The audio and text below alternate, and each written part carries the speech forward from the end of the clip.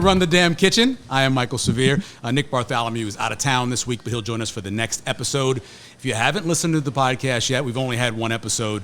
We go to a restaurant, we talk to an owner or the chef of the restaurant, eat some food as well, and have a local celebrity with us as well. And this week, he doesn't need a lot of introduction, but I will give it. NFL on Fox, Westwood One, Big Ten Network, any place a working mic is there. Kevin Kugler is there. Hello, Kevin. Hi, Michael Severe. I've enjoyed your work with the city of Papillion. Thank you very much. I doubt very seriously that's true. How you doing? I'm great. It's very exciting to be part of Run the Damn Kitchen. I've heard so many good things about you and Mickey Joseph's show last week, and now I get to be a part of episode 2. I mean, you know, I wasn't good enough to be part of episode 1. I understand that. That's fine. I'm not a Husker coach. You were out of town. You know, it's a painful thing for me to deal with. Right. I will be bringing it up in therapy, but it's fine. I mean, I'm fine. Yeah, I reached out to you. You were going on vacation with your lovely family, and so I had to settle for Mickey Joseph. Yeah. At a New Orleans restaurant. Yeah, you didn't ask me to be on your first episode. That's fine. Could you do this day on this place at Dante? And I said, yes, I love Dante. Let's go there. Let's eat food. It'll be great. I thought about proximity. Didn't even know there was a first episode. Didn't even know I was being slighted. That's fine. Yeah, whatever. It's good. I tried to find a place. Have you been to Dante before? I have been to Dante before. It's in our radius. That's what I was thinking. That's why I picked you for this. I tend not to leave my radius. I know you know other people like that as well. Yes. Who we get into a space and then unless I'm going to the airport to fly out for a game, right. I basically just stay within about 5 miles of my home. There's nothing wrong. That's farther away than I do. I go to and by 5 miles I mean 5 minutes. Is that what I mean? That's what you mean. I go to Papillion and work, and I come home. Yep. And that's pretty much it. Yeah. I don't do much else. No, there's really no reason to. We're at Dante, which is 168th and Center. Of course, great place for pizza, great Italian food. They're really unique because they have this wood fire oven and the Neapolitan pizza.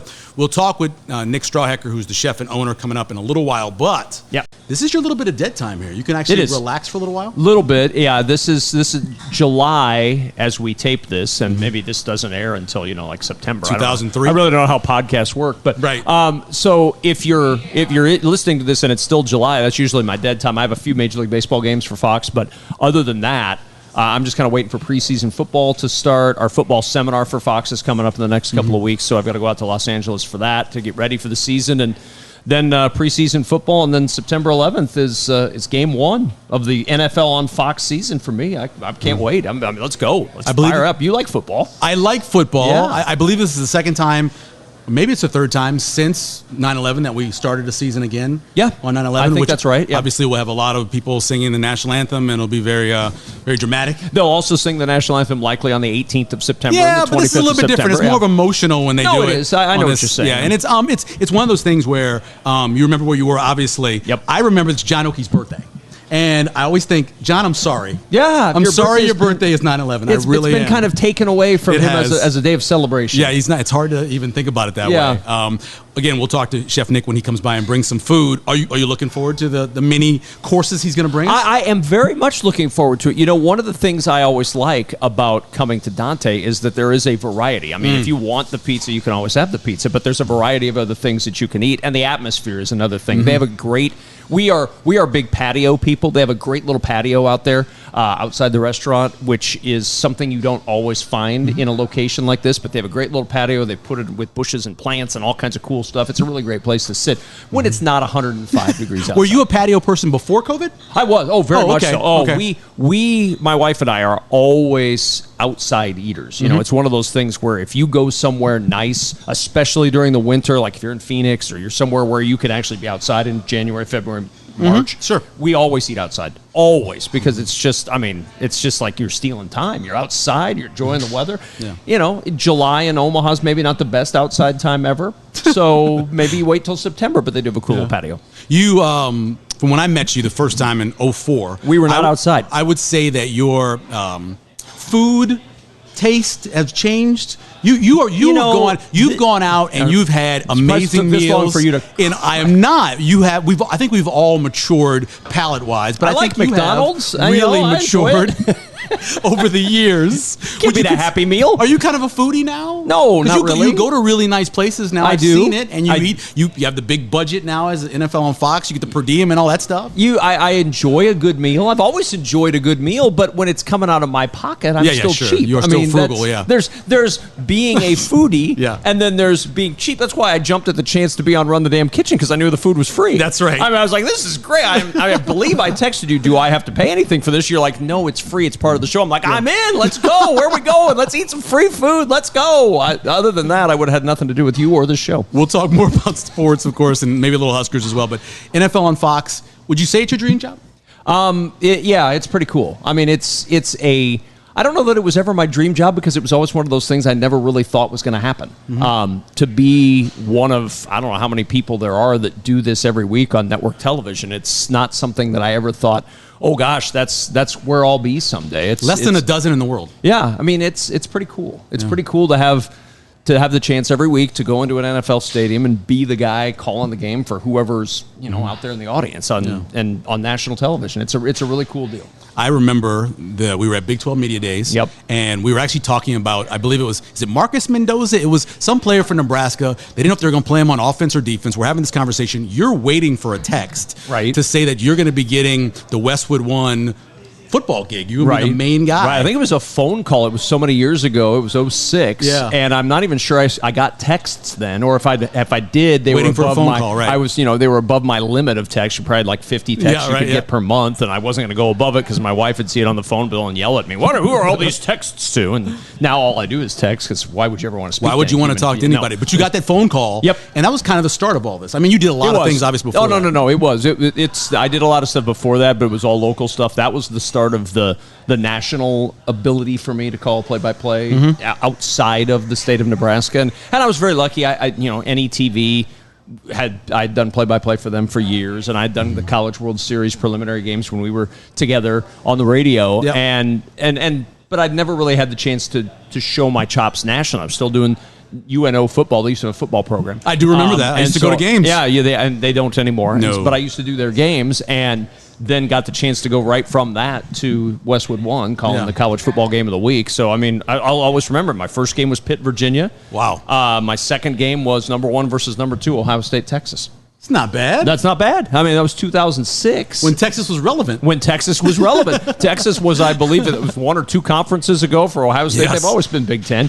And it was, it was a really cool thing to do. And so, and it's just continued to grow from there. And then it was fortunate it did, because in 2012 you decided to take the radio show that we were doing a different direction, and didn't want me to be a part of it anymore. So I had something to fall back on, which was play-by-play. Here's what sucks. Yeah. I had it all planned out right there to say, and the moment you got that phone call, you started planning on leaving the show. And you didn't I didn't get to it, and then you kind of undercut me on that. But yeah, I don't know what you're talking about. I remember that phone call. I still have the text, and it was, hey, Kevin, we're going a different direction. I'm reading it right now. We're going a different direction with the show. Yeah. I'm so sorry, but you're out. And then you said, I want Schick. And that didn't go out. That's not true at all. That didn't work well at all. I was in the kitchen cooking. I got a text from you. Said you were running the damn kitchen. Exactly. Way back then, you said, "Can I call you?" And I went, "Oh, this is bad news," because no one ever says, "Can I call you?" and it's really good news. Yeah, no. And so I was like, "Well, something's going to happen here." And you called me and told me that Did everything you think I was pregnant?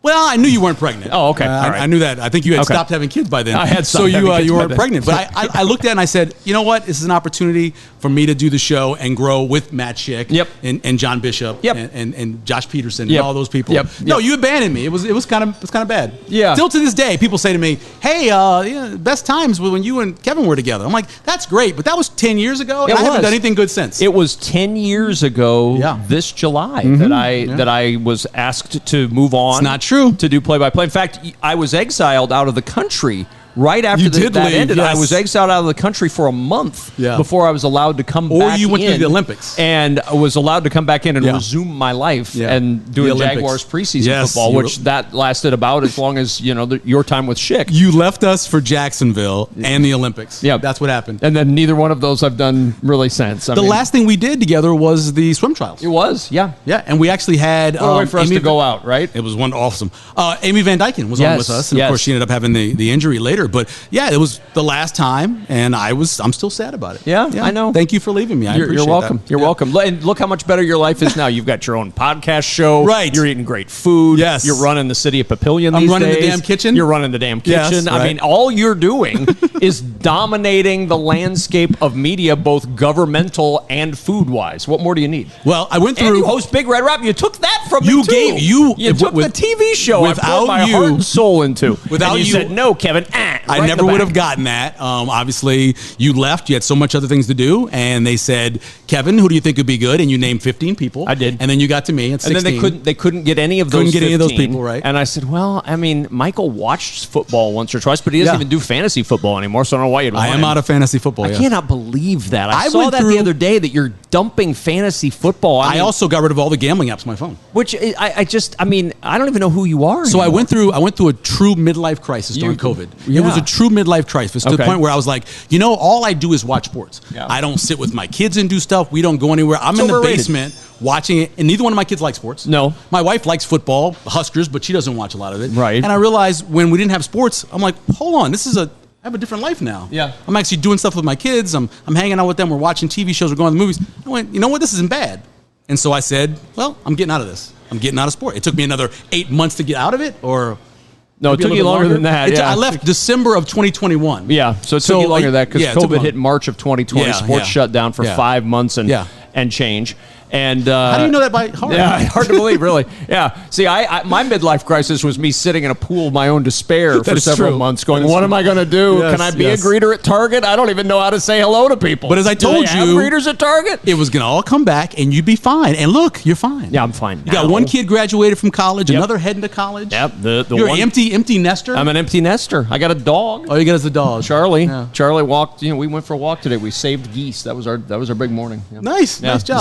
This is what a sportscaster does when he doesn't have sports to do. You just wander around the city with a dog and save other animals. We mentioned we were at Dante. We're going to bring in the owner and chef, Nick Strawhecker, joining us. He's going to come sit with us, and we'll come on over, and we'll try some food as we go along. Yeah. And we'll talk about that, how great it is, how wonderful I'm it is. just glad we get a chance to talk to Nick, because talking with you, I've done that a lot in my life. Yeah, and but it's been a long time. It was really getting old. So It's been a long time. And there's a reason for that. You don't ever call. You don't ever write. I mean, at least Nick's here now. Because we text. Yeah, that's true. Nick Strawhecker joining us here, of course, the owner and chef as well here at Dante. He's got a head chef, but he's also always going to be a chef. How you doing, chef? How's it going? I am doing fabulous. Thanks for asking me to be here. Yeah. My favorite thing about this is that you're nervous only because Kevin Kugler is a guy that Yeah. you love. That's why. And you get to sit next to Kevin Kugler right now, right? Tell me the truth. Kevin Kugler is a prolific radio man. Not that you aren't, Michael. You very much so are too. But it's Not like Kevin. People don't know. It's pretty remarkable what you've done in your career, man. Considering that I have very little talent and I look like kind of a broken down old man, yeah, it is a remarkable achievement. Fake it till you make it, my friend. It seems to be working for you. It's all you got to do. All you got to do. We love Dante. We're excited to be here, and thank you. I'm excited to eat the food that we're going to get here today too. We're gonna eat well. I know that. I've never been here and not eaten well. So It's great because tomato season is upon us. Oh, yes, it is. Yes. So hopefully everybody took their tummy medicine for acid reflux, because there's lots of tomatoes about to happen. I literally have a steel gullet and gut. Lucky. I can eat anything. Growing up in New Orleans, I can eat anything. So you're not going to hurt me. You have no I'm problems. excited. I have no problems at all. God So bless talk you. to me why you decided to open Dante when you did. Michael, I at that point when I decided I wanted to do my own thing, I was living in Philadelphia at the time. Awesome. I was working at the Park Hyatt. Mm-hmm. I'd taken a corporate job after working in Chicago at restaurants like this, chef-run restaurants, chef-own and run restaurants. And because I was getting paid $100 a day, and I was sick of being broke and not having health insurance. Yeah. So I decided to take a corporate type job with Park Hyatt. Park Hyatt at the time, and it still is it's a nice brand. It's very high end. So it was a great restaurant, and so I took a chef job under a guy that I used to work for in Chicago. And I went to the opening of a restaurant called Osteria, which was at the time owned by Mark Vetri, who's a famous Italian-American chef out of Philadelphia, and he's still crushing it.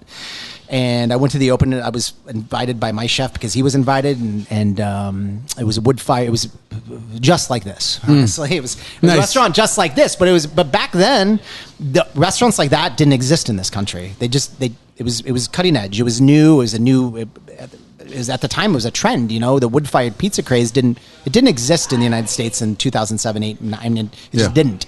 But I had come from that when I was living in Italy. I saw how they did things, and I was like, I didn't know what I wanted to do from a restaurant point of view yet, and I was like, oh my God, this is it. This is what I want to do. Mm-hmm. So that was really I knew I wanted to own a restaurant. I just didn't know what direction I wanted to go, and it would seem obvious that it would be something with Italian, but that I was like, no, I'm going to stop doing fine dining. I'm going to do Neapolitan pizza. So the genesis for Dante back then was pizza and pizza. That's it, a pizza restaurant. You know what I mean? Yep. So we did that for a year or so, and it just kind of got boring, frankly, and also the guest check average wasn't enough. Right. Back then I wasn't business minded at all as much. You go into these things thinking you know a lot about business, and I wasn't. Looking back 13 years ago, it's crazy what I didn't know. So we kept on evolving and developing new things and changing, and we're still doing that today. And that's one of the things that I think people like about us, that we're always changing our menu and always kind of redefining ourselves. We met College World Series. You were down there with the oven. Yeah. And you made me a meatball sandwich, which I don't even know if was on the menu. And it was the best meatball sandwich I ever had in my life. And you contacted me, and I was like, that's awesome. I had a chance to come out. It's a long way from then, but do you still make a meatball sandwich? Can I get a meatball sandwich? We changed in the past 3 months, in the past 90 days, we kind of 86'd our lunch menu, and essentially, which the meatball sandwich is on, we had sandwiches and some other things, and now we're kind of running our static dinner menu, as we call it. So like Dante favorites, like the chicken dish that we do, other pasta dishes, but everything is homemade pasta. Oh yeah, everything we do is made in house. Once you have homemade, the other stuff doesn't taste right. Yeah, we extrude in house, and we all pasta's made in house. But we adjusted the menu because we had to raise our prices. So completely, we couldn't be running the restaurant selling $13 margaritas anymore at lunch. So all that said, yes, we would still do meatball sandwiches as people ask. Well, as long as we asking, Michael's asking. All the time, like guys will come in, like regulars. Hey, it's 7:00 on a Saturday. I want a meatball sandwich. Yes. Yeah. Hey, I want chicken livers, even though it hasn't been on the menu for 3 years. Can I get some fried chicken livers? Yes, because that's hospitality, and that's what we try to provide to people. Right. Like it's come, How do you then? This is I don't mean to hijack. No, on you the damn go, kitchen, please. But how do you prepare to have the food on hand for the random guy that comes in and says, oh, by the way, I loved your fried chicken livers when I was here in 2019. Can I get them again? Because to me, that would seem like you'd have to have almost everything on hand, even though you've changed your entire menu. There's a specific dish that we need chicken livers for. Okay. So it's kind of like a secret ingredient in one of our dishes. So we always have livers in the freezer that we get from Plum Creek Farm. So, or we have them fresh in the cooler. So and as a matter of fact, we had some guests last night I was talking to. Do you have any chicken livers? Yes. Can I get some? Yes.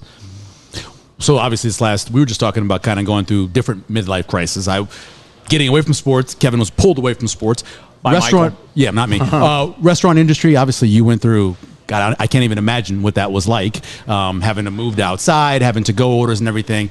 How have you bounced back? How was it overall? How do you think you did as a restaurant owner? Well, it's crazy because I was thinking about, Yeah, bring the food by. That's cool. Yeah, sure.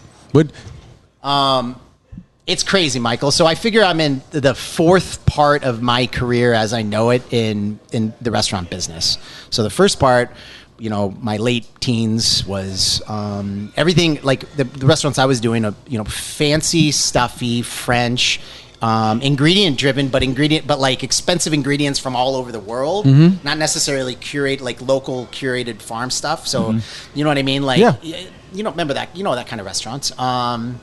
Like a Everest in Chicago, if you remember that place, or what at least. So then my second part of my career would be the more chef-driven restaurant, starting to get into the kind of ingredient-driven stuff, the locality. Hey, I'm interested in local farms and procuring local ingredient and working with people like that. I was very much so a part of that. The third part is COVID, which was like... There's no book for that. There was nobody. Huge question mark. What are we going to do? Holy cow, we're screwed. And I closed a restaurant right at the beginning of that. I had a restaurant called 410 in Blackstone. Yeah. God, I miss that place. It was a great restaurant, man. It was just, there's a lot of different things with that, but... Plus, it was 8 blocks from my house. I know, dude. Yeah. It was just like That was tough, man. You guys were in a lot. Yes, especially for brunch. But the brunch was amazing. The pizza had eggs on it. I love it. Was incredible. Yeah. It was amazing. And so that whole thing was like a deal where, I mean, we just didn't. I was on vacation on the 16th of March, and I'd been traveling for 2 weeks with my family, and it was like one of those deals where we don't know what we're coming back. We were like one of the last planes like to get. Last, whatever that means. But like, they closed everything last down. Day. I guess we were. And I landed in Omaha at like 3:00, and I drove out here, and we do what's called lineup every day at 4:30. So it's where we tell everybody about here's VIPs. Yeah. Or everybody's a VIP. But like different dishes and any changes to the menu, et cetera, et cetera. And everybody's like, what the heck are we going to do? And I said, what are you going to do for us? How are we going to do this? I'm like, I have no control over anything. The governor's going to tell us what's going to happen. And we're probably going to be shut down tomorrow. And I hate to say this, but all the servers, you're probably not going to have jobs by the end of the week because we're not going to be able to serve in-house. And I don't know. But turns out, and then after that, I went home and we started, my wife and I and Justin Gilmore, who doesn't work with us anymore, but is a friend, and we sat and we wrote a business plan for 12, 14 hours of what we're gonna do, and we completely did a carry out thing. It's send an email every day at noon, do X, Y, and Z, and we deployed our idea, and it was very difficult for 5 days, and then it got pretty easy, and we figured it out, and then it was just coming up with new creative things, and everybody responded. Like all our guests responded, like people walking out the door with $1,000 of wine. Oh yes, or it was nuts. And guess what? I didn't let a single server go. Nice. I hired more people, and everybody made money on my team. It was great. It was awesome. We got so many tips that. Tell Drew to do it. Yeah, we're gonna. Bring the food out. Go ahead. Tell Drew to. Yeah. What the? Yeah. And so that was absolutely amazing, and like it was amazing, and it did well, and it didn't work. It worked out for a number of reasons. Number one, I'm in West Omaha. I mean, there's an affluent base out here for you to cater to, right? And a conservative base. Yep. And I mean, and I've been open for 13 years. Well, that time 10 or whatever it is. Yeah. And so I had attrition. I had a base of people, and everybody was, and it worked. It's crazy because you could write a paper on the difference between Forno and Dante, and where Forno was and where Dante is, and et cetera, and it worked. And we haven't looked back. And then the fourth part of my career is post-COVID. And post-COVID is what we're living through now. It's labor issues in a huge way. Which I could talk about that all day if you wanted to, but I'm lucky I'm staffed right now, but it's not like I need 3 people for sure, and it could change at any moment, but and the other problem is our costs, obviously. So we just completely analyzed July and June, and our costs have gone up by 50% since 21. Oh my goodness! It was just worse than I thought. But the good thing is, we made moves in March and April and increased all of our prices then, so it really didn't affect me. I mean, it's like because I don't know. We all knew it was going to happen. And so it's kind of nuts. One of the things that came out of this, and I know Kevin took advantage of it.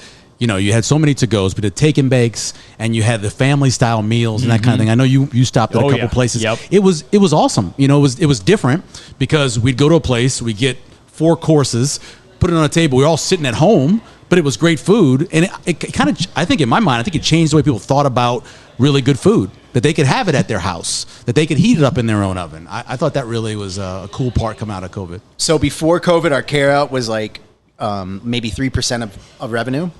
And, during COVID, it was all revenue. But, like, now it's like 10%. So it created new habits. I mean, for everybody. And so it's undeniable. I mean, 10% of revenue is a lot of cash. So we've leaned into it, and people like it. Yeah, I think people do. Food's going to come in a second, and we'll chat about that. I want to go back to something with you, Kevin. How many Husker games have you done since Scott Frost has been head coach? Oh gosh, it's 7 or 8. Or at least, yeah. Now none the last couple of years, because of my shift mainly to NFL, but because I haven't done any college football the last 2 years. But prior to that, it was a good handful of games. We had a stretch early where it was 3 or 4 games in a season. So, quite a few. We had 3 relationships with Scott Frost while we were doing the show. Yep. One was, obviously, he had to come in and fill in when you left me. Kind of like Nick's 4 stages of his restaurant career. Our 4 stages of Frost relationship. We had 3 of them. Yep. You left and went on vacation when I first started. Yep. He came in and he co-hosted the show. Yep. Then we had the Turner Gill call. Yep. He decided to call in after Turner had decided that he was going to leave Nebraska. Yep. It was an emotional call. Yep. I still think I wish we had that on tape. I've looked for it, and I cannot believe we don't have that. I mean, total dereliction of duty on it. I blame Scoop.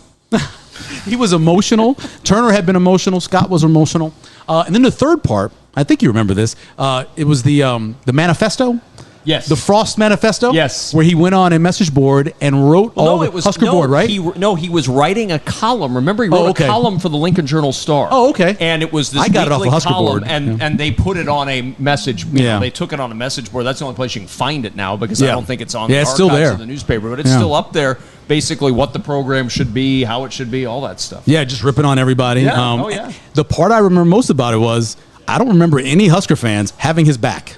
No, not at that time. They were like, Scott Frost is a traitor. Yep. Scott Frost is this. You think back about it, and it was 2006, right? Yep. And it's funny because he was right on a lot of things. He's dead on right. But even though he knew all that, it hasn't worked. No. Everything he talked about, the tradition, running the ball, being physical, all that, still hasn't worked. Well, and if you believe Pat Narduzzi, we're about to see a sea change in what's going to happen as far as running the ball because, apparently new offensive coordinator, Mr. Whipple, is going to throw the ball an inordinate amount of times. Yeah, listen, man. I know Mark Whipple very well. Yep. I have gambled before on sports. Yes, you have. I gambled on UMass. Yes. I've known how UMass was a great cover team because they put up a lot of points, mainly because he threw the ball. Mm-hmm. I think the league has changed. So you know who ran the ball less than Pitt last year?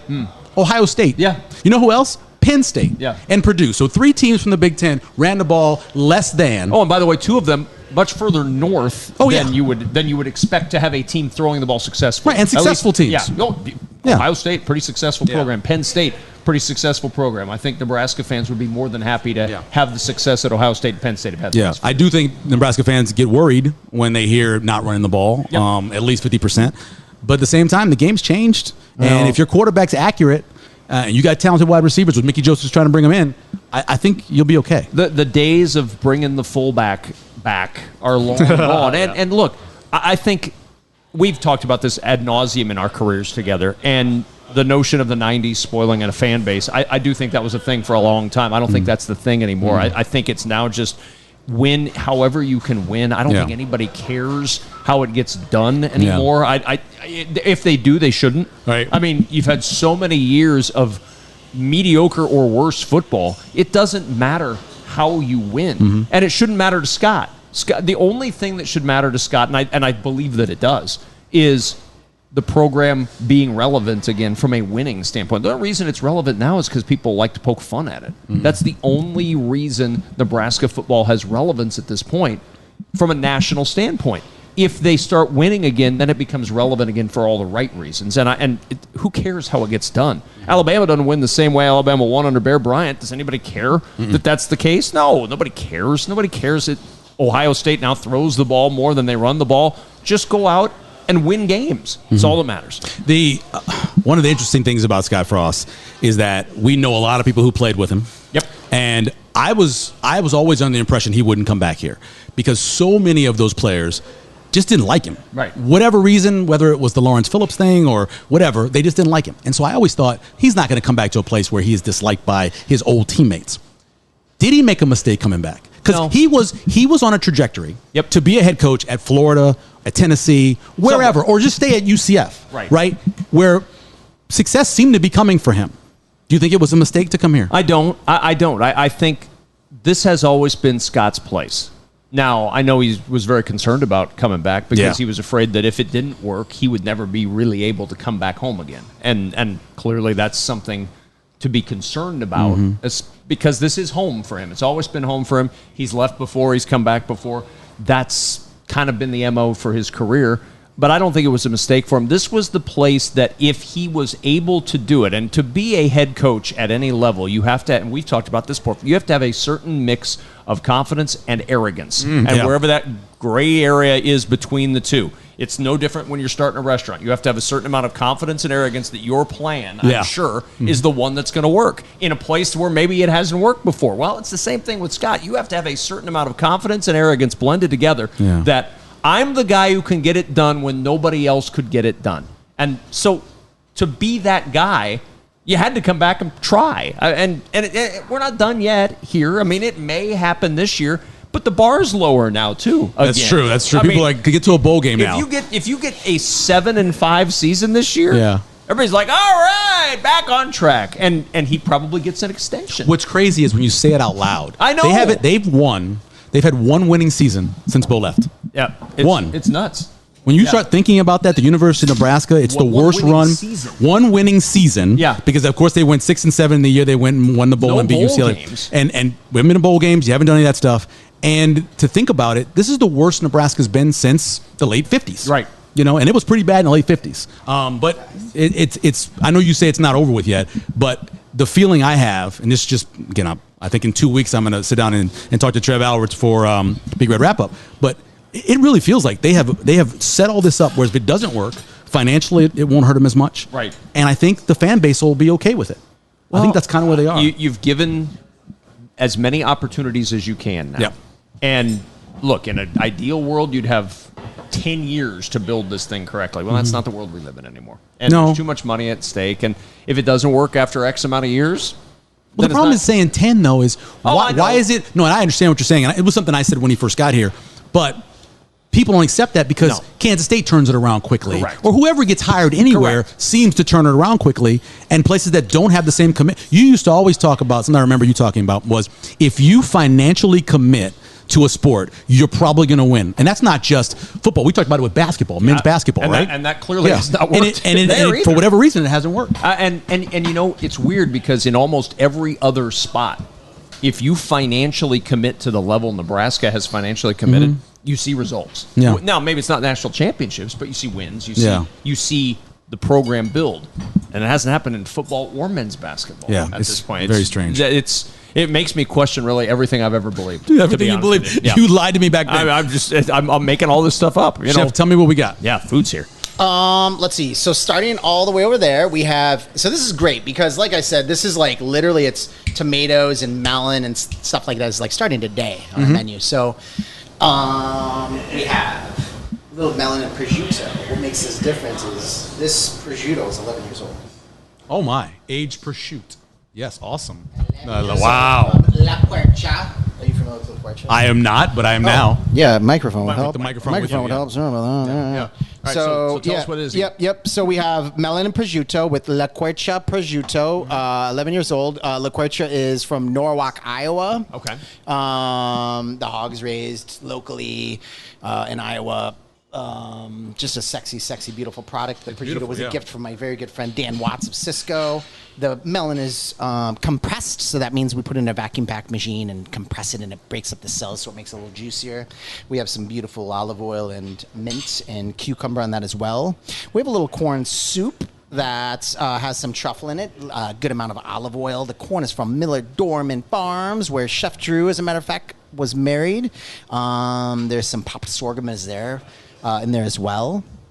We have a kind of a classic, by kind of I mean a classic panzanella of beautiful tomatoes and house focaccia made by Chef David. David does all our baking and pastries for us and also runs our catering. A little bit of pesto on the bottom of the plate and some dill pollen as well. Panzanella is a tomato and olive oil dish, and the idea is all the olive oil kind of soaks into the bread, and just the juice from the tomatoes kind of seasons the bread as well. These would be considered appetizers. Yeah, starters. They would. Yeah, absolutely. And then like one of kind of our signature deal of tigelle and bread, if you will, which is a pressed bread. It's a pressed bread from Emilia Romagna, and Emilia Romagna, a northeastern region in Italy. So I was in Emilia Romagna 5 or 6 years ago. And That's not where you had that meal, is it? The one you had to wait for to get in, and it was like all day long where you ate? Was it that place? It was on that same trip. Okay. It was on the same trip, and it's near there. Like, Could you imagine an all-day eat? Like I you go I and you dreamt just about an you don't all-day eat. eat, but I've never actually participated in one. Osteria Francescana.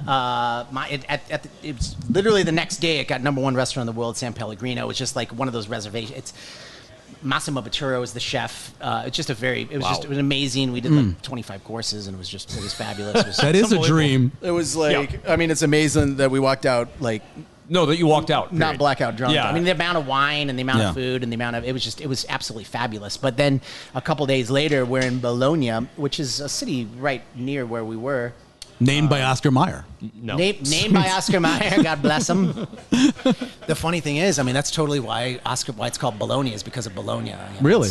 Yeah. Oh, okay. Yeah, it's like ragu. You know, like the American, you know, ragu they call it ragu because of the Italian word, you know, like a meat ragu. For meat, yeah. You know, and we just our Prego, the tomato sauce. Like we bastardize these Italian, these amazing things and just ruin it. That for centuries they, you know, it's Yeah, I have a lot of Italian friends, a lot of them from Philly, and they talk about this a lot. They get a little heated. It's wild. And then everybody from the East Coast thinks they know everything about Italian food, but that's a whole other conversation. But but this bread is. It smells amazing. Go ahead, get some. I love it. Go It's ahead, like go it's a ahead. little pocket of love, Kevin. See, it's is. it's a love child between is. pita and an English muffin. look so at that. Yeah, there the you idea go. is, you know, you can take some salumi and some olive oil and put it on the inside and enjoy it like that. Please. We're gonna get plates, a little bit of plate. We get some small Let me plates. get you and some- There small plates are right there. they're right there, and we'll do it that way. And But, just yeah. an olive oil, chef, in the sauce with this. Yes. See. Some olive oil, or you could use it. You could use it as a vehicle for your tomatoes.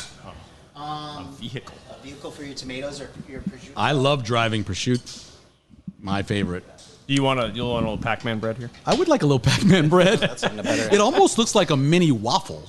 Yeah. Until you open it, and it does have that English muffin look. It's exactly. inside. I showed you that press. You know, it's like a waffle press, but we put our pizza dough in it. We tried probably 20 different types of dough for this thing, and Wow. it's my favorite bread. That melon is incredible. I know it's funny. Of all the stuff on the table, the first thing I saw was the melon. Because I don't get melon. That My would be the wife's first- allergic to melon. Oh, really? So we don't have melon at the house. You don't hear about that one. Yeah, very often. she's very much No, allergic you to don't hear melon. about that one at all. And she can't have honeydew. She can't have anything. Santa Claus, it doesn't matter. Watermelon, she can't have. And I'm a big fan of melon. So when I see it on a plate, I get pretty excited. I mean, that's the dish I would reach for first if it were me. It's just so refreshing. You know what I mean? It's just a classic combination of prosciutto and cantaloupe. yeah. It's And the Cam, salty and the sweet, right? I mean, Cam- that's what everybody likes. Cam is producing. Cam, you can jump in there and grab Cam. too. Yeah, definitely Cam get in there. cannot. No, he's got things to do. Wow. He's got work. I mean, he's the only one working here. We're the ones who are eating, and Cam's got. me a pocket. Hot pocket. Here you go. Funny Get a the Pac-Man bread. the bread is just so light. It is. And so the pizza dough is involved in the bread? That's actually the dough. Well, we were trying to figure out how to make it. So I'm reading these classic ancient Italian cookbooks of what they would do because it's a very rare bread in this country. You don't find it's just not around. Because it's pressed as hard. I don't know why.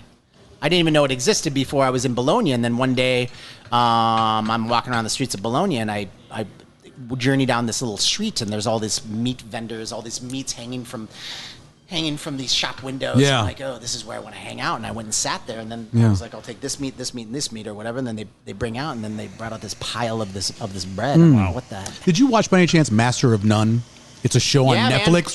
When he went there I for love that Aziz. season, I thought that's where I bet you their tourism jumped up and people watching that show 100%. because you walk in and you're like, oh, look at all this meat, look at all this bread, it's all fresh. He went there to learn to become a pasta chef, basically.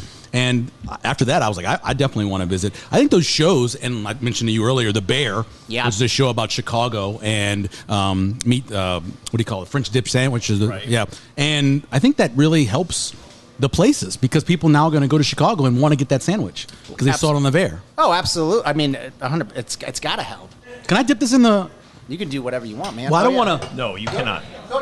No, you cannot. I don't want to mess up your soup. I want to. It's kind of weird. It's kind of strange to share soup, but you guys have known each other for a long time. Well, Kevin loves sharing food with people. I don't share anything Always with a Michael. share. Never shared with me. You know he left my wedding early, my reception early? He had no chairs. This is not true. This is still not true. This was the delicious, thing. Chef. Thank we you. We go to the wedding, good. and there are no chairs for us to sit in. This is not true. We're at the press club, right? And they were out of chairs. We're at the press club. He had and so many people there. You know how I they barely knew Michael. You know how they have those? That's not true. So we had you know how they have those rounded half, almost like crescent-shaped booths there? Oh, yeah. Right, and there'd be 2 people in a booth. Well, you know, it's a reception. Slide on over, right? Nobody would slide. No, he just left. Nobody would slide. And didn't tell me because I'd have made a table for him. I would have kicked somebody out, like Anna or something. I don't like her. So I'd have got you a seat. What's this? What's in the soup? So it's we make a corn stock. So we take all the kernels off the corn and then simmer the corn. The corn in with water and mirepoix and some other things, and then that's the base of our soup. And then we sweat the corn with onion and garlic. I love the word mirepoix. It's good. It's celery, carrot, and onion. Yeah, but it's called something cool. Yeah, not celery. Well, it's a lot easier to say, "Hey, grab some mirepoix," as opposed to carrot, celery, and that is true. French, that is true. The French kind of figured it out. It's a classic French thing. They're smart. Yeah. And then except in war, not good. Yeah, yeah. The panzanella salad is outstanding. Well, I haven't tried that. Yeah, yet. I know you haven't tried that. I dug right in, and it's just a refreshing blend of a lot of different good stuff. Those fresh tomatoes. So here's the deal. Like, I can't do this dish in February. I can't do this dish in April. No. You can only do this dish when it's extremely hot here for days and days and days at a time, and then the tomatoes pop, and then it's on. You know what I mean? Right. It's on, and it's literally just happened the last few days. I mean, that the tomatoes have all of a sudden started to turn. Just now, and then all of a sudden we're going to be getting eggplant, and once peppers start going, yeah. it's totally on, and there's going to be peppers all over the menu. This is a great time of year to cook. This time of year and the beginning part of spring. Well, especially when you're using so many local products. I mean, if you're shipping them all in, who cares? But when you're waiting for local stuff to show, this is the time when this thing shows. Here's the problem on that, Kevin, which is crazy. So you guys remember that storm 6 weeks ago? Yeah. Destroyed my wife's tomato plant. She had put into pots. It destroyed it destroyed all these farmers' tomatoes. I mean, I get an email the next day from this person that we buy tomatoes from and have for 3 or 4 years. I'm not going to be able to do tomatoes for you this year because my crop was completely destroyed. Incredible. And the plight of the farmer. It's not like it was. I'll tell you, in the past 5 years, every single year, there's been 2 or 3 less farmers. So it's like now I just don't have. Because they're getting out of the business and selling their land. Yeah, because it's such a brutal job that doesn't make any money. And it's the same with the milk business. The same with, we're in a farming state, and all that really works here is financially or economically, corn and soybeans, right? Yep. And the beef game is a completely different story. But like the small farmer, it's absolutely brutal. This is delicious. We appreciate the first part of it. Clearly, it's on you then to develop some soybean-based dishes. So that yeah, exactly. a big soybean restaurant. Lots of tofu and soy oil about to happen. Let's go back to Nebraska. We're in Nebraska. Because you mentioned, the University of Nebraska's football team known as the Huskers. Again, I feel like if it doesn't happen this year, they're moving on because of the way they fixed financially. Right. But what does it mean to be successful this year? Because the metrics, which so many different groups have tried to do FOIAs on, right? The paper and the athletic, they want to try to know what the metrics are. For you, as a person who was a fan, who covered the team, who is now on the outside of that, what's the metric? What is success? Well, I think a bowl game is the bar. At the bottom, yeah. It's the absolute. You have to be playing in December and January in some way, shape, or form. Mm-hmm.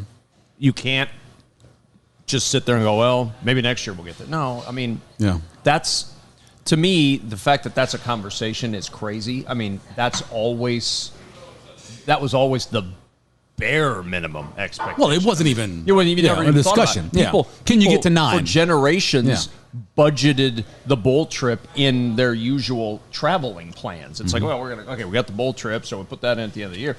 And that isn't a thing they budget for anymore. So that's, to me, the absolute lowest bar is a bowl. And I don't, again, there's so many bowl games. That's not saying a lot. That's not, at one point you had 80 teams going to bowls. There were 40 bowl games for a minute. You're not at that number quite yet, again, but you're still looking at 65, 70 teams that go to bowl games. Yeah. So you're asking a program that commits this much money and this much interest to be one of the top 70 teams in America, I don't think that's an expectation that's out of whack. If I would have told you, I don't know, pick a year between 1980 and 2005, that Nebraska could not find a running back, that they've gone through 4 years of recruiting, and really and truly, they're hoping that a transfer guy, they're hoping that maybe a freshman, they're hoping this gets it done. Can you imagine? It's Nebraska. Yeah. They rolled out running backs, 3. You guys were cheering for the 4th running back coming in back in the day, like Jay Sims was coming in or whatever. And you're like, this is awesome. They can't find a number 1. Well, your mutual friend and mine, Damon Benning, Yeah. was in and out of the lineup, was a reserve back for a good chunk of his career, even though he was the Orange Bowl MVP. People forget the 1996 Orange Bowl MVP. You bring it up was a Damon lot, Benning. But imagine if Damon walked through the door as a freshman today. He'd be the starting running back for 4 years in this era of Nebraska football and would go down as one of the legends of the sport if he stayed healthy. That's just the difference in depth that you had then and have now. And part of that's rules. You could stockpile guys. You could do all this stuff. But come on. But even a few years ago, I mean, correct. Amir put up numbers. Yeah. Even Divine Azigbo in the first year after being lost. Your window was 80 to 2005. Corey Ross was putting up some good numbers in the Bill Callahan early years as a running back in a system that didn't have a whole lot going for it in the first year. Yeah, and then Rex Burkhead, obviously, Roy Helu, all these NFL players. Correct, that came through at that position, and now Nebraska, who made a concerted effort to be a running football team, could not find anybody to run the ball outside of the quarterback, and as a result, your quarterback was a shell of himself at the end of the season. Quarterback and a wide receiver 2 years ago correct. who you made into a running back who said, I don't want to be a running back. I can't do this anymore. Please let me leave. I'm going somewhere else, and then I'll get drafted. He left. So, again, those years, say 1980 to 2010, he left to go to Kentucky. Not basketball. No. He went to go play football in the Commonwealth. And by the way, it was the right move for him. It got him drafted higher than any of us thought he would. And it kept him alive. Yeah, it did keep him alive. I think he only ran the ball 10 times. Yeah, he was not going to withstand that kind of treatment for more time at Nebraska. He just was not. That beating that he was taking, and the more he succeeded at it, because he's an incredible athlete, the more they were going to use him at that, and he would have had no chance to hold up. You know, people still ask me the question, what's it going to take to win? And I've gotten to the point now where they've changed out so many coaches, and really they've changed out so many players using the portal and transfers. It really comes down to, can Scott Frost really be the CEO they talk about? Can he be a guy who doesn't necessarily say, I've got to call plays or I've got to make changes in the game besides deciding for 4th down, deciding on the coin flip? Can he be that guy? I don't. He's always been a guy that's had ownership of everything he did. I don't know if he can be that guy. I question that as well. I think the only thing that helps him become that is the overwhelming desire he has for this program to succeed. And I think that supersedes everything else that may get in the way of it. I could easily see this be a struggle for him and try to move Mark Whipple aside and say, no. Exactly. Yeah.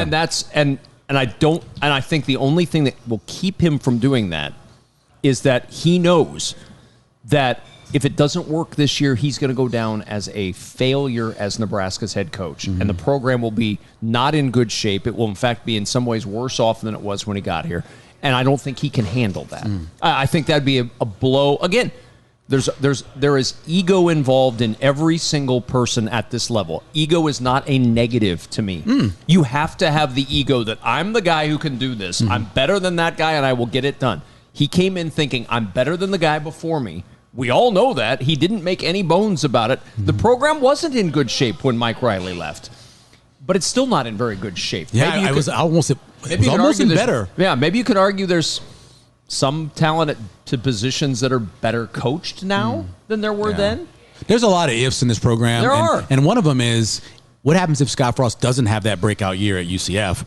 I think I'm guessing they give Mike Riley another year because of his recruiting class. Probably. Because the recruiting class was set up so well. I think they give him another year because Scott wouldn't have been the guy they're saying that won 11 games or 12 games or whatever. And maybe he does get it. I don't know. I never thought the hire was a good hire. No. But I did watch him recruit, and he was building a pretty good recruiting class. Yeah. And so maybe it would have. I don't know. You can go back. I mean, obviously, if Callahan wins the Big 12 championship game, right? What happens after that? Their big recruiting class, everything could be different. Bo, if he wins any of those, Big 12 or Big 10 titles, maybe it changes the way he is. There's a lot of ifs and buts over these last 20 years. It is a program that has more ifs and buts than it does wins. And that's the problem with Nebraska football in a nutshell, is that all of the ifs and buts and all of the questions have overridden the success. There is no success. And everybody, we all preached this. Those of us who have seen this for a lot of years, when this whole carousel started in 2003. You never know what you're going to get when you get into that hiring-firing cycle. I know people were, Frank Solich.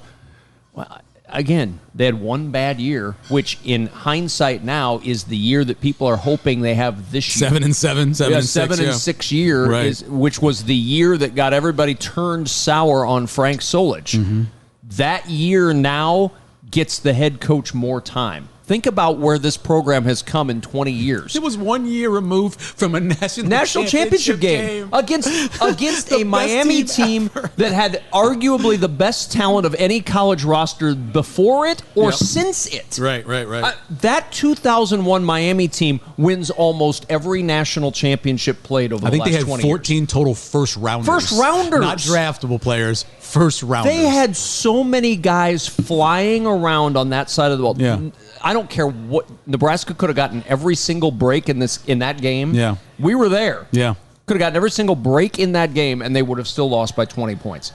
Miami was that good. Yeah.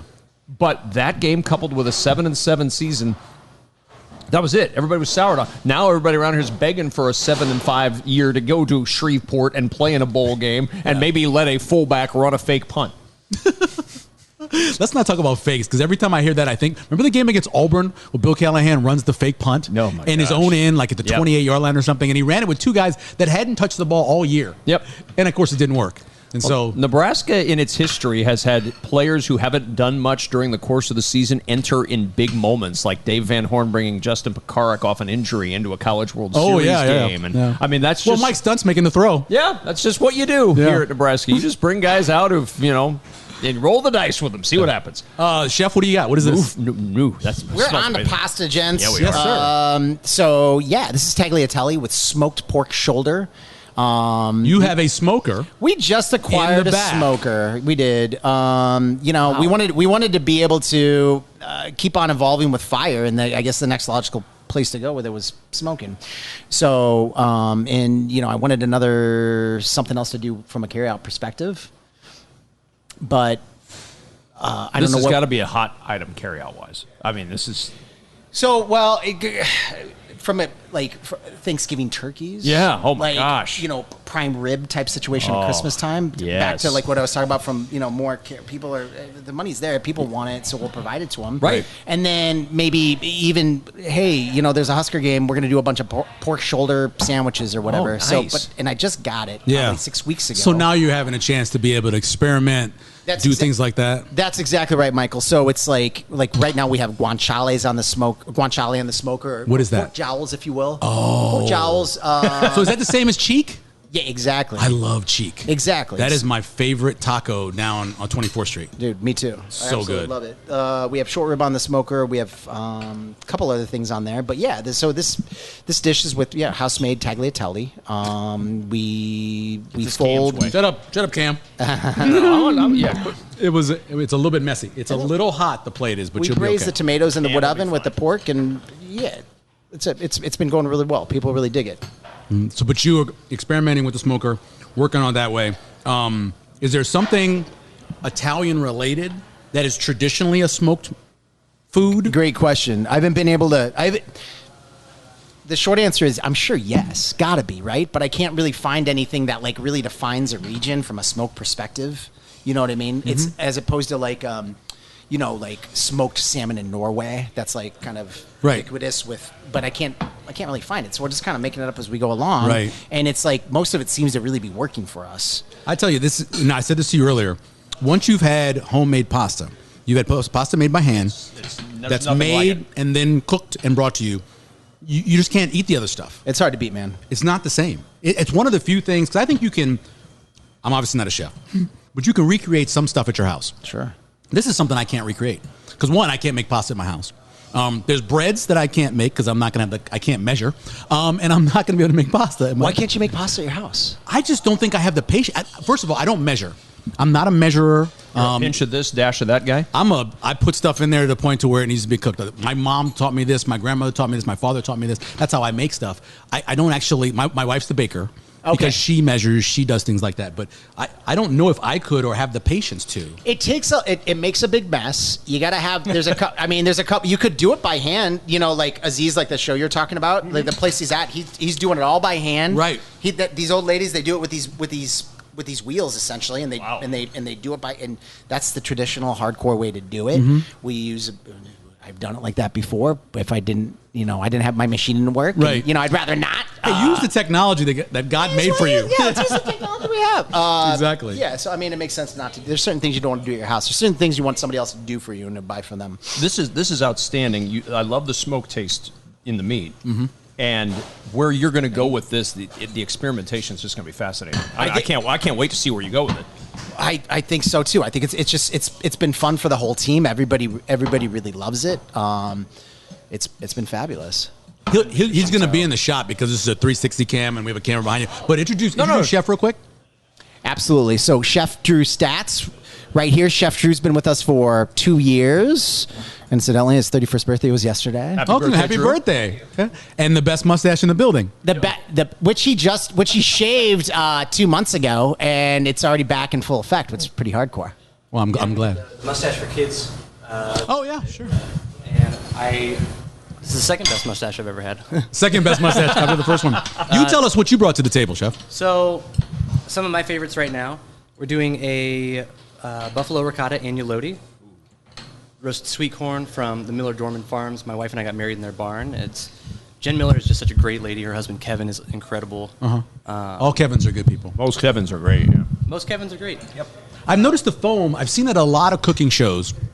That's something that's happening a lot. I know foam's not the right word for it, but what is that on there? I think foam is exactly the right word for it. And what it is instead of doing a pasta in a cream-based sauce, we can froth it like you would like a cappuccino. And it's just going to give it a lighter texture. It's not going to be that tacky, heavy foam that a lot of cream sauces tend to have.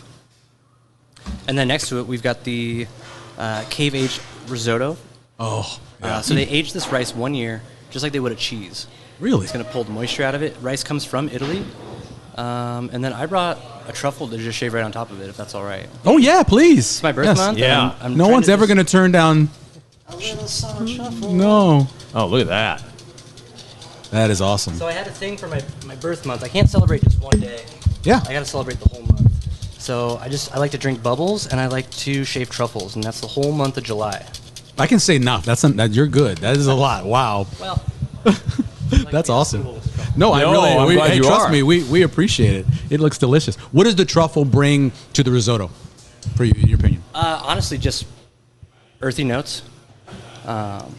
Truffles are, they're known for being luxurious, and What truffle is the nose? It's not necessarily going to taste. I mean, it does have a taste. I think it tastes like, frankly, I think it tastes like a light garlic, but it's more the nose. It's undeniable. Right? You guys get that right now? Oh, yeah. You know what I like also about the pasta, and this a lot of places when you go, they overcook the pasta. They always talk about al dente or whatever. It's like right on the verge of to where maybe you would make it at home, but it brings more to it, I think. Definitely can tell with that. Yo, no question. Yeah. I couldn't agree more. And we try to roll it. I think a lot of places roll pasta very thin, and we like to roll them a little thicker just so you get a better bite. No one likes mushy pasta. Are these roasted chili peppers? They are wood roasted shishitos. Shishitos. First of the season. First of the season from Wolf Farms. I lived in New Mexico for 4 years, and roasted peppers, I had never had them before I went there. And then when I left, I was like, how do I get more? How do I get bueno? How do I get more of this stuff? That's amazing. That's awesome. So good. And you roast them in the oven? In the big oven? Yeah, the oven's really kind of the cornerstone of the restaurant. So as many things as we can get to see the wood, we try to. That's awesome. That's great. Thank you, Chef. This is all amazing. And obviously you brought a pizza. Pleasure is all mine. Chef Nick, this pizza is your creation, isn't it? The old basilico, which means basil in Italian. And the original pizzas didn't have a whole bunch of meat on them, right? I mean, the pies that you got, there was a lot of tomato and basil and cheese. Yeah, some meats, but like the Italian way, it's almost like less is more type situation. You know what I mean? So not piled on pounds of meat. It's more okay. What's the kind of meat I want to do, and then just deploy it just the right amount. But this pizza is pesto on the base, fresh tomato, mozzarella, basil, olive oil, and vinegar. We went to a restaurant in Brooklyn. And it claims to be one of the oldest pizza places. What's it called? I don't remember. Because I'm in the last 5 minutes, I've been trying to draw it out of my head, and I don't remember. But they claim to be one of those. They were actually on one of the cooking shows that I was watching. And anyway, they have this glass where you can now look up and see what's happening in the kitchen. And I was talking through the thing to the chef, the guy back there making the pizza. And he said, listen, margarita's our number one seller because we're serving Italian people. So he said to me, I go, I'm fine with that. If you could add a little sausage to it, though. There's joints in Italy. I've been to joints in Italy where they only have margherita or marinara pizza. Yep, that's it, yeah. Yeah, like Dom Michele, which is like the famous place in Naples. That's all you can get. Yeah, I like this. The truffles in the risotto are just fantastic. That's the best. I haven't had risotto in a long time because, again, my wife doesn't eat it. But it's delicious. Your wife doesn't eat risotto? Well, she had a bad experience. She got sick once, and ever since then, she doesn't eat peaches because she had a bad SNOPS experience in college, and she's allergic to melons, and she had a bad SNOPS. You know how that is in college. Come on, Kevin, you had a bad SNOPS experience. I'm sure. Did not have a bad SNOPS experience. Some of us were buckled down learning the things. Yeah, she was in a sorority. She wasn't buckled I was not in one of those. That's a booze you just don't hear about anymore. No, you really People don't use it. It was the 90s. No. Right. It was the 90s. Right. It was the 90s. They tried to do everything. Schnapps was a 90s thing. And then they came along with what was the red one? The cinnamon. Oh, Fireball. Fireball was everywhere. Well, it's everywhere now. Those Is it little back? Fireball? I haven't had a drink in 20 years. Well, right. Well, what is it called? It's Fireball. It's Fireball.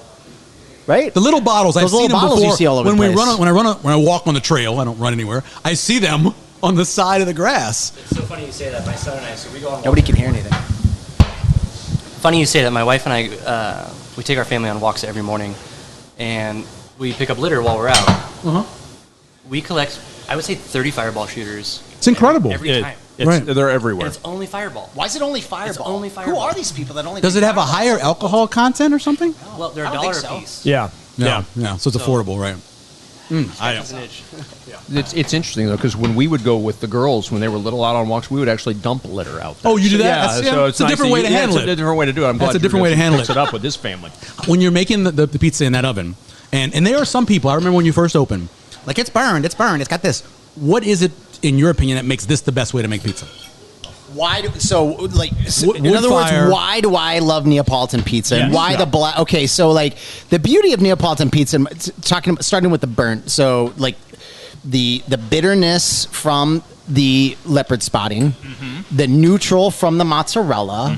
But you're also going to get texture from this and texture from the mozzarella, obviously, and then the acid from the tomato sauce is the perfect combination in your mouth.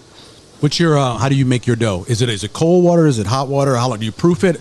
Do you dock it? How do you make your dough? It's about 80. The water's about 89 degrees. Okay. Right. So flour, water. It's a very specific flour. Yeah. Is that it we a use. homemade dough pack in terms of like your yeast and stuff? We use yeast, flour, water, olive oil, salt. No sugar.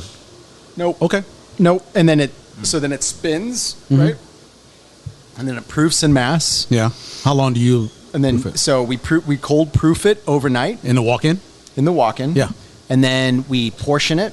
We ball it, if you will, and then it proofs again overnight, Oh, and then it's wow. ready the next day after Yeah. that. Oh, I bet you that's not that bad to spin. It's a pretty good spinning dough, or stretching dough, however you do it. It depends. So here's the thing: if it needs to be at room temperature to be optimal. So I mean, there's a lot of like. Here's the thing with pizza: like it all sounds very simple, but there's a lot of. It's not. It is. It's not. It is very simple. But like if you got to have everything lined up right, then it's going to be perfect. Because if the Right. dough is cold, you can't stretch it right. If it's not proofed right, you definitely can't stretch it right.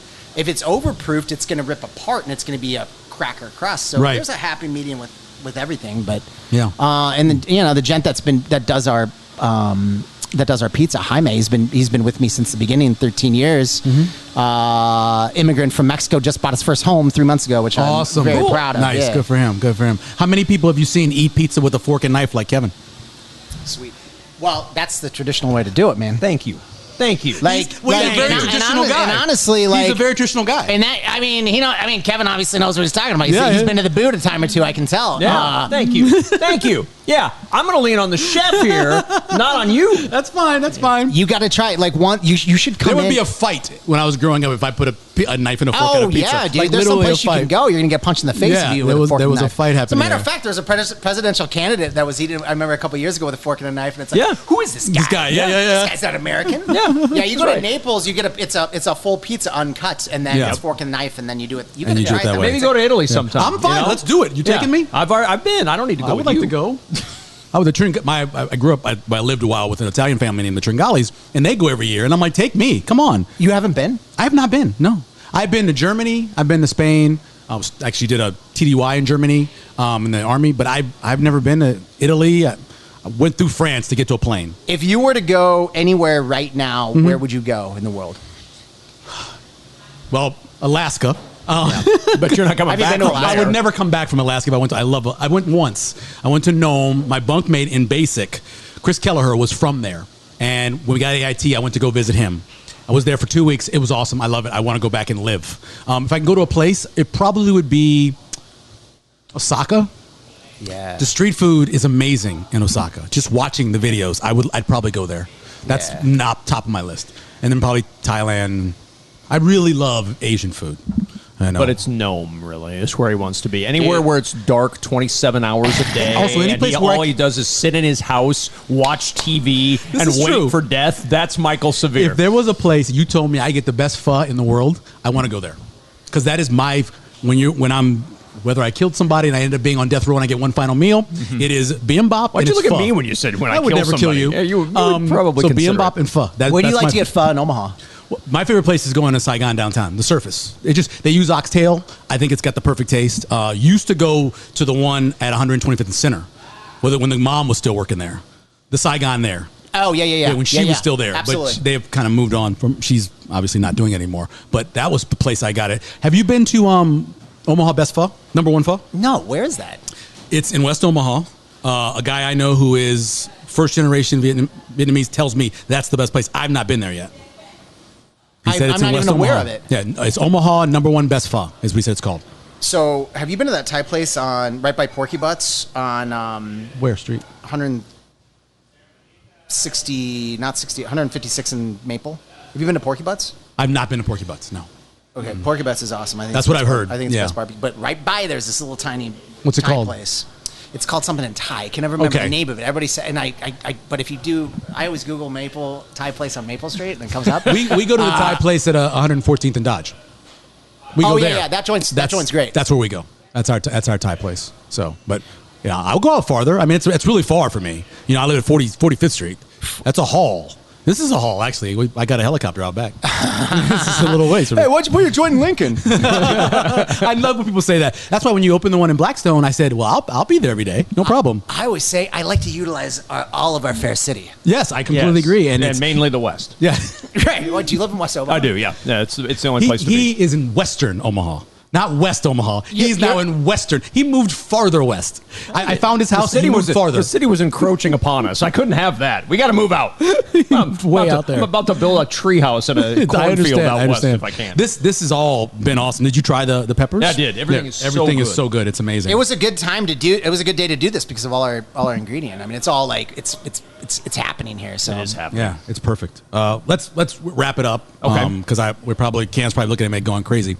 Before I let you go, care. since you are an NFL guy now. Yep. Do you have a feel at all for this season? Kansas City replacing their best wide receiver. You've got changes happening in Green Bay.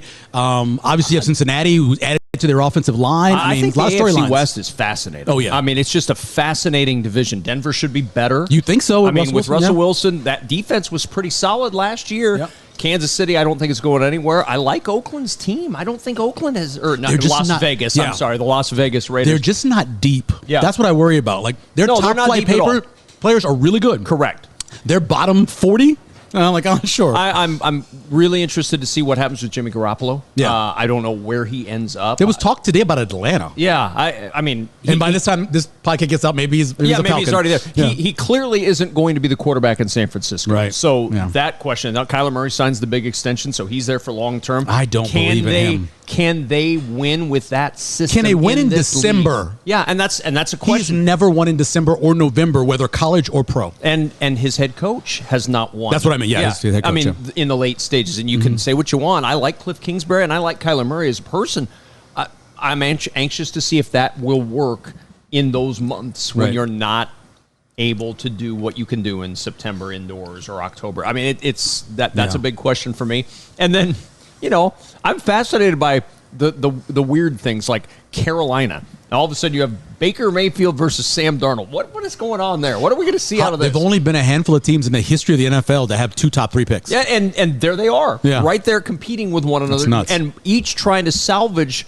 And it's weird to say this because I wouldn't think Baker Mayfield would have to salvage his career at this point. Injuries have really derailed him, I think. Injuries have derailed him. When he's played, he's been effective in this league. It's just a matter of can he stay out there on the regular and play. And if you remember last year, and I'm not a Sam Darnold guy. No. But Sam Darnold for 3 games last year, almost 3.5 games last year, played well, wasn't turning the ball over.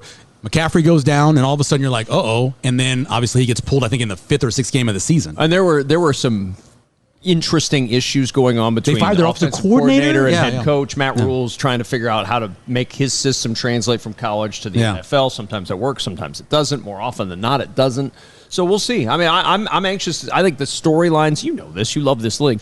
The storylines in the National Football League are as intriguing as any. Every year. Every single year. Yeah. And you can And come every up- team. I was going to say, you can come up with a good storyline for Yeah. every single team in this league. Even your team. The Dolphins are interesting. The Dolphins are an you obviously interesting got team. Tua has everything. If he can do it, Yeah. he's got everything. It's like being a chef. He's got every ingredient that you possibly could want. The question is, can he actually boil water? Well, look, the Jacksonville Jaguars are interesting. They to do me. have a lot of talent. I mean, I think Trevor Lawrence is a player. Yeah. But last year there was so much dysfunction that centered around the Might head have been the coach. most dysfunctional team. I don't think there's any question it was the most dysfunctional team. What do you do with that team and that quarterback at this point? I don't have any idea. You brought more food? It's the What chef. is- There's one more little dish. Okay, Chef one brought more more little food? dish. All right. It looks like it's beef. It looks like Nebraska. Well, was it? here's what makes me very excited. Okay. Meat makes me excited. I know that. This is bison. Oh, lean, baby. This is from central Nebraska. Okay. Buffalo. So they're near York, Nebraska. They've Okay. been doing it since 1961. So lean. This protein has never left the state of Nebraska, I like it. which is amazing. Yes. You know what I mean? I mean, like, so Ogallala Aquifer, et cetera, et cetera. I hadn't really experienced bison before, maybe until 2 or 3 years ago. Chef Drew had a relationship with Kendra Hudson, who we get this bison from, and a buddy of mine went down to Texas and shot a bison and gave me all of the short ribs. So I braised the short ribs. I'm like, oh my god, this is. I mean, it's so delicious. It's my favorite protein right now. I love it. I love it so much. It's so tender, it's ridiculous. Isn't it so good? Yeah. I mean, like, and it's a lot leaner, but it's not. It is really lean. But it's like it's not dry. No, not at all. right? And then we have some eggplant puree, some round roasted beet, a little bit of You arugula. roasted the beets? Yes. Okay. Wow. And now the onions And pickled? eggplant, beets. So raw. This is beets. Those beets, yeah. Okay. A little raw beets, little eggplant puree. The eggplant like literally came in the back door today, so it's like, yeah, like a lot of times we do things like this. It just, serendipity takes place, and then all of a sudden it's like we got product, which is awesome. Where'd you get the idea for product. eggplant? I love bison, by the way. What a great Eggplant meat. puree. Where'd you get the idea from that? Was that pretty standard? I would say it's pretty standard. Okay. But it's like what do you if you have 50 pounds of eggplant, what am I going to do with eggplant? Eggplant puree is great for a filling in a pasta. I make eggplant fries. Eggplant we do. Kids love eggplant fries. So you And cut they them have like no fries, idea. and then I cut do them and I you put soak them in? salt water, and then I put them in a 500-degree oven, and it takes like 5-6 minutes, and pull them out after I soak it overnight. In the So tasty. refrigerator. It's so good, and they don't know the difference. They're getting veggies, and they don't even know. Yeah, you eat like French fries every day. It's like you're going to lose a couple hours. It's like smoking cigarettes. Life, Almost they're yeah. saying. You know what I mean? Like, the yeah, I love eggplant puree eggplant is though. awesome. Like it's eggplant. See, we do an eggplant like lasagna, if you will. Like, Yeah. Oh, yeah. Slice it super thin and then fry the eggplant. And It's then, great for keto. People Totally. all the keto people now.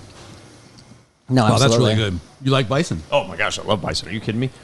When you grow up here, you're exposed to that a little bit more because it is something that will occasionally show up more often in a burger, though. I rarely get the ribeye or the steak that comes out. It's more often in a burger. Then you go, oh, here's a bison burger, and you taste it, and you go, oh, wow, that's awesome. Yeah, absolutely. Because But the taste of it comes through more in a steak than it does in a burger. It really does. It tastes. It may as well be beef if it's a burger. If you ask me. Yeah. I still like it. I mean, I still like the burger. Oh, but no, like I this agree. is how you. It's delicious. Kind of show it off. It's just outstanding. Living in New Mexico, emu, bison, all of everything that wasn't beef was the thing. I was in there in the late 90s, and everything that wasn't beef is what they were serving. It didn't matter. They just made it into a hamburger or made it into something. Why is that? They're just not. I think they were looking. I think people were looking for something leaner than beef at the time, and there was places you could go, and emu burgers were everywhere. Emu's pretty tasty. Yeah, it was really good. We had a place right near my house. I lived in Corrales, New Mexico, which is outside of Albuquerque, and it was all the time we'd swing by there. You ever It go to was Santa expensive. Fe? Oh, the city different? Oh yeah, all the time. My wife loves Santa Fe because you go to the square and they have all of the turquoise and they have all the jewelry and we love Santa Fe. Have you been to 10,000 Waves? Oh yeah, You know what I'm talking about? Have you been to that restaurant? So I went to the massage place, the actual spa. Yeah. So you go to the spa. We went in the middle of winter. You ate first. Then you go to the room, you relax, you go down, get dessert, you come back up, and you get into one of the giant spas that's outside on the side of the mountain. Naked. And you get naked. You get out there, and I'm not lying, like frost on my mustache. It was like freezing. That's how cold when you're in the water. It was Isn't that most amazing, relaxing place? It was incredible. The guys Yeah. from Japan that Exactly. Yeah. Yeah. No, 10,000 waves. It's great. If you have a chance to go to, You should go to 10,000 Waves. I'll It's the grow a best. mustache It's- before I get there so I can get frost on my The mustache. restaurant There's is other things incredible. Don't wear your I wanna see hair Cam on your with head. a beard out there. I mean, that That would be amazing. That'd It frost would be all over bad that. though. It would break off. The beard would? I think he would freeze and break I don't off. think he wouldn't would. make it. No, he's strong. He's strong. He's beard. strong like Bull. Strong beard. Yeah. Well, see, again, this has been absolutely awesome. We really appreciate it. Delicious, all these different meals. Obviously, people know where Dante is. He's been here so long. But anything coming up that you guys have that people want to take advantage of?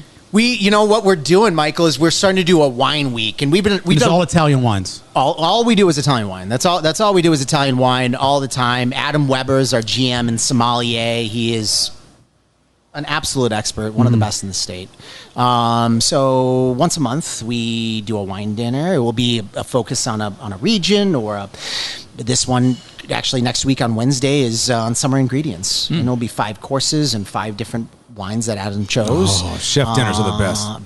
But the fun thing about the wine week is what we're doing on Sunday afternoons. You can come out and we'll have 5 or 6 different booths with different wine professionals at each booth with 5 or 6 different wines at each little booth, and you can go up and you can have a taste and you can learn about the wine, and maybe you want to buy some wine. It's like a flight party. It's and then we have pizza. Everybody can eat all you can want. It's a big fiesta. It's awesome. And then Adam Weber does a wine class on Saturdays. So Wednesday is the dinner. Saturday is a class with Adam Weber on the wines. Sunday is walkthrough for retail purchase and tasting and fun and wow. Information's You got a lot going on. Yeah, it's on. Yeah, we're always doing new You stuff. can find it all at the website. You can find it on the website, DantePizzeria.com, or go to our social media.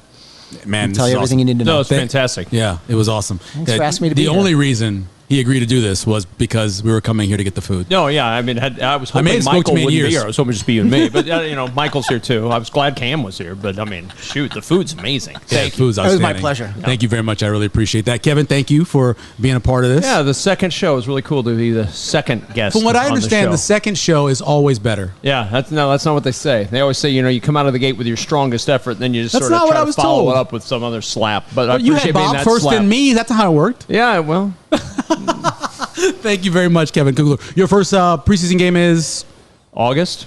I don't know. August. Sometime in August. I don't know. I have baseball next week. Okay. Minnesota, or no, not Minnesota. Boston, Milwaukee. From your basement? No. Not You're from my going? No, I'll be in the studio in L.A. Oh, whoa. Well, we have our seminar. You're a big timer. Yeah. I am going to some games late August and September, though. I didn't know they still did that. Yeah, I'm going to be on site. Congratulations. Very excited That's about awesome. that, yeah. For Kevin Kugler, for Nick Strawhecker, of course, the owner and chef here at Dante, Cam producing the show as well. This has been Run the Damn Kitchen. Join us for our next episode. You find it through Hurrdat Media.